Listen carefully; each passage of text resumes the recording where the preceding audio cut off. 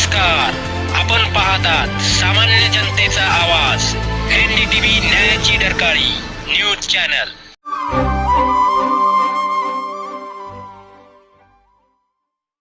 दूसरा पक्ष कहता है हमने कर्जा माफ किया. अरे चर्चा इस बात की होनी चाहिए कि 75 साल के बाद भी ये किसान कर्जदार क्यों है.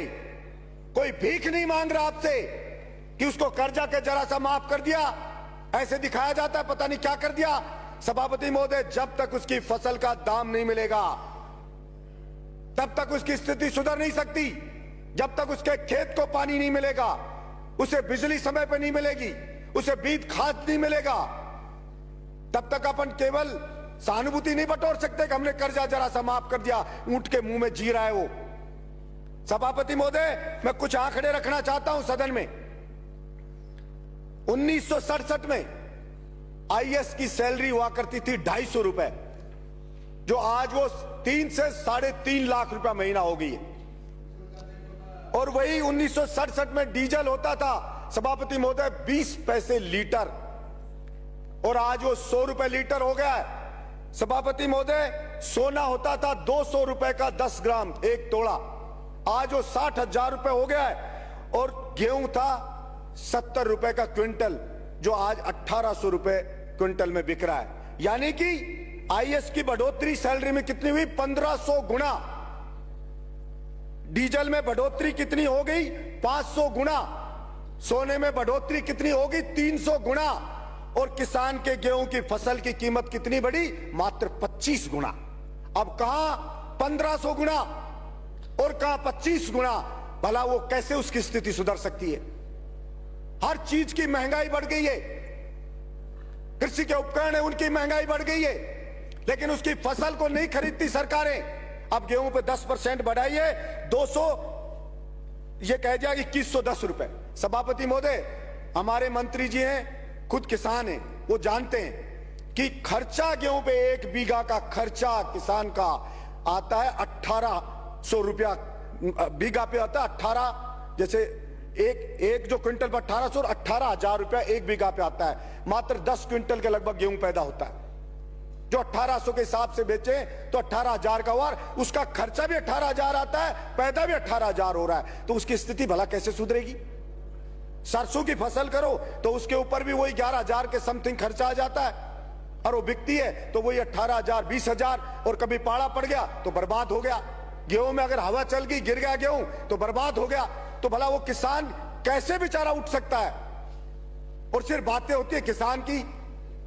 6,000 दे दिया, कोई कहता है कर्जा दे दिया, कोई कहता है ये दे दिया, कोई कहता है थोड़ी सी बिजली दे देंगे, ये दे देंगे. मैं तो ये कहता हूं आप पूरा दाम ले लीजिए, मत दीजिए कुछ भी आप, लेकिन ये जो 1500 गुना बढ़ी आईएएस की सैलरी, या तो उस आईएएस की सैलरी को भी घटा के वही 25 गुना लिया हो आप. उस सैलरी को, उस किसान की जो बढ़ोतरी हुई है वहीं पे लिया उसकी को सैलरी को. अगर वो आईएएस नौकरी कर ले, और अगर आप में हिम्मत है किसी सरकार में कि घटा दे उस आईएएस की सैलरी, कहते किसान के बराबर रखेंगे, क्योंकि देश को आजाद इन किसानों ने कराया था. कोई आईएएस अंग्रेज भर्ती नहीं करे थे इंडिया के लोगों को. वो तो इन किसानों की बदौलत हो, इनके बच्चे फांसी पे लटके तब आईएएस बन रहे हम. लेकिन पॉलिसी बनती है तो वही आईएएस राय देते हैं सरकार को कि बजट नहीं है, किसान को पैसा नहीं दे सकते, किसान की फसल को नहीं खरीद सकते. मैं कहता हूं एमएसपी 2110 रुपए गेहूं की क्यों हो? इसकी एमएसपी उतनी करो ना जितनी उसकी गुजारा हो उसका. लेकिन उसमें कोई चर्चा नहीं होगी और कोई पैसा मिलेगा नहीं. और ये किसान सहन शक्ति है बेचारे की, सहन करे जा रहा सहन. ये उसकी ग्रेटनेस है कि वो सहन कर रहा है और मेरा देश महान कह रहा है. अब फौज में जाता था सभापति महोदय, उसका बेटा एक्सरसाइज करता था, फौज की भर्ती भी बंद कर दी है. पुलिस में जाता था सभापति महोदय, दौड़ भाग करता था, खेत में काम करता था, फिजिकल फिट होता है, मजबूत होता है, बहादुर होता है, दौड़ भाग करके पुलिस कांस्टेबल बन जाता था. कोई मिलिट्री में जाके, अब मिलिट्री का भी बंद, पुलिस कांस्टेबल में आईएएस जैसा पेपर पकड़ा देते हैं. उसकी फिजिकल फिटनेस को कोई देखते ही नहीं है. अब उसमें पेपर में कौन सेलेक्ट होता है? वही जो ट्रक चलाने वाला खरीद के 10 लाख मिलाया वो सेलेक्ट हो जाता है. इसलिए सभापति महोदय, मैं आपके माध्यम से सरकार से गुजारिश करता हूं कि केवल किसान किसान बात करने से नहीं होगा. वास्तव में आज किसान को सबसे ज्यादा न्याय की जरूरत है, और उसके साथ हमें न्याय करना पड़ेगा।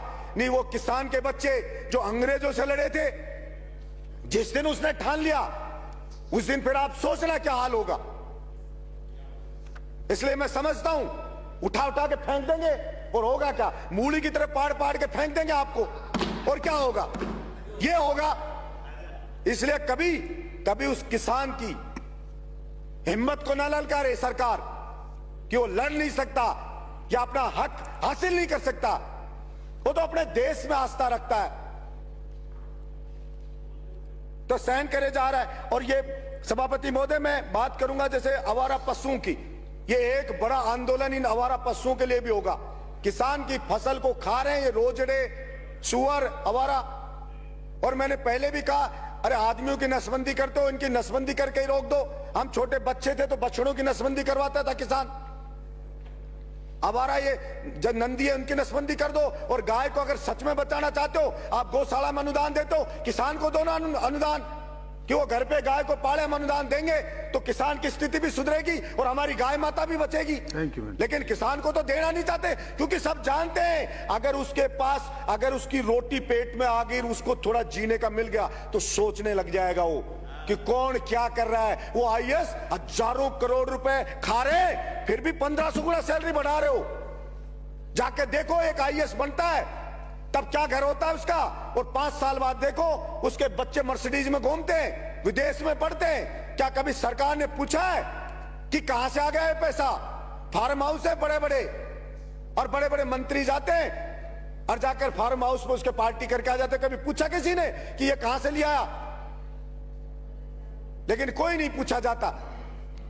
इसलिए मैं आशा रखता हूं कि किसान के ऊपर रियल में कोई उसकी दशा सुधारने पर निर्णय होगा।